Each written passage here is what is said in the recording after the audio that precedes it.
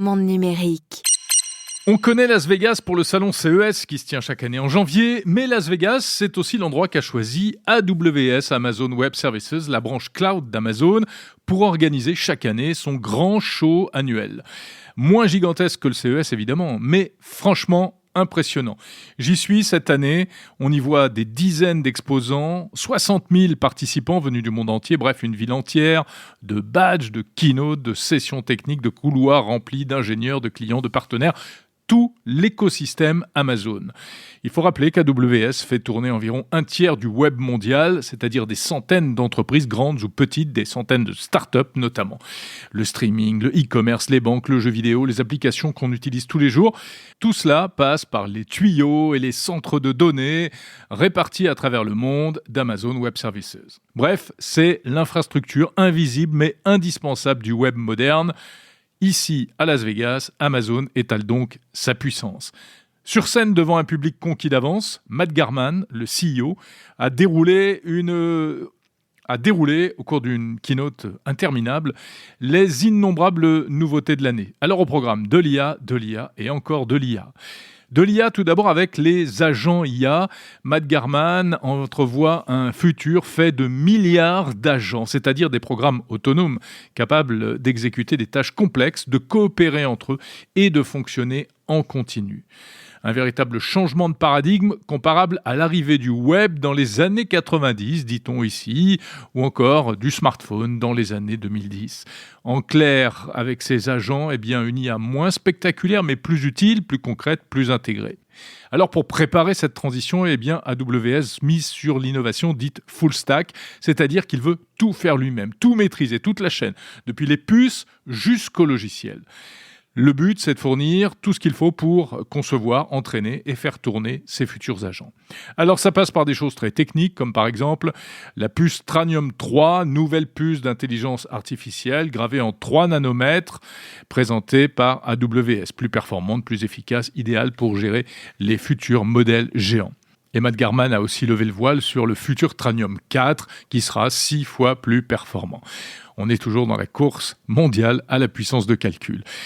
Une course qui s'inscrit aussi dans le cadre d'un partenariat historique avec Nvidia qui continue de s'intensifier. AWS fait ses propres puces, mais achète également des cartes et des GPU, des processeurs, des cartes graphiques qui n'ont plus de graphique que le nom d'ailleurs, chez Nvidia pour équiper ses propres serveurs.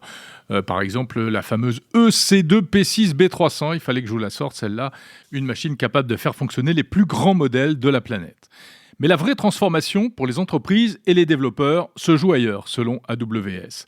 Elle se joue du côté des modèles d'IA. C'est ainsi que la firme concentre une large partie de sa stratégie sur Amazon Bedrock, une plateforme de modèles d'IA qui va accueillir de nouveaux modèles, dont ceux du français Mistral AI. Une reconnaissance importante. Mais la grande nouveauté, c'est l'arrivée en force des modèles maison d'AWS sous la bannière Amazon Nova. Ils avaient été dévoilés l'an dernier. C'est-à-dire que Amazon, opérateur de cloud traditionnellement via AWS, se lance lui aussi dans les foundation models comme GPT, Gemini, Llama, etc. développés en interne. Ils sont beaucoup moins connus du grand public et pourtant ils existent, ils sont là, ils sont destinés aux entreprises. Avec une promesse simple, des modèles efficaces, moins coûteux et vraiment pensés pour les usages concrets du business. Ils se présentent comme l'épine dorsale des futurs services d'AWS.